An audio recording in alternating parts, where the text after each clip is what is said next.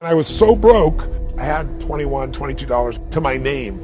I'm living in a 400 square foot bachelor apartment. I was a mess. I was a total mess.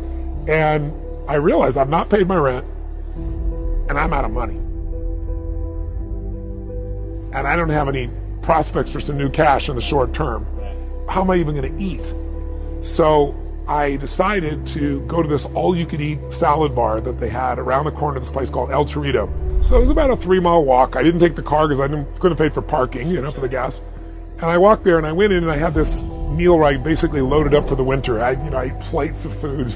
And while I was sitting there, there was this little boy that came in, and he, I don't know, probably 9 years old, something like that, 8, 9, 10. And he held the door open, and in walks behind him this beautiful woman who was clearly his mother. He sat down, he pulled out the chair for her, and he was just so attentive to his mother. I mean, he was just so with her. And so I finished my meal, and then I got up and I paid the bill, and I don't know, it was like $6 in those days, for all you could eat salad bar, whatever it was. And so I had whatever's left, $17, $18, $19. And I walked over to this little boy before I left. And I said, hi, and I introduced myself. I said, I'm Tony, and he told me his name was Paul or whatever it was. I don't remember his name. This little boy. I said, Paul, I said, you are a class act. I said, I saw you held the door open for your woman. I saw how you pulled up the chair for her. I said, taking her out to lunch like that, that is really cool. And he goes, well, she's my mom. Right. And I said, that's even more cool. And I said, taking her to lunch. He goes, well, I didn't take her to lunch. He goes, whatever. I think he said he was 8 or 9. He said, I'm 9 years old. I don't have a job yet. And I said, yes, you are taking her to lunch. And I reached in my pocket and I took all the money I had left, whatever it was, $17, $18, $19, and I dropped it in front of him. I had no plan to do this. It wasn't like manufactured. I wasn't trying to impress this woman. And he looked up at me like shocked and he goes, I can't take that. And I said, sure you can. He said, how come? I said, because I'm bigger than you are, right? And he laughed like crazy and I didn't even say another word. I just walked out the door, didn't even look at his mom. It was the most powerful experience of my life because I didn't walk home. I kind of flew home. And I should have been like, what is the matter with you? You have no money for food. You give the last little pennies you have left. But I had no fear. I had no scarcity.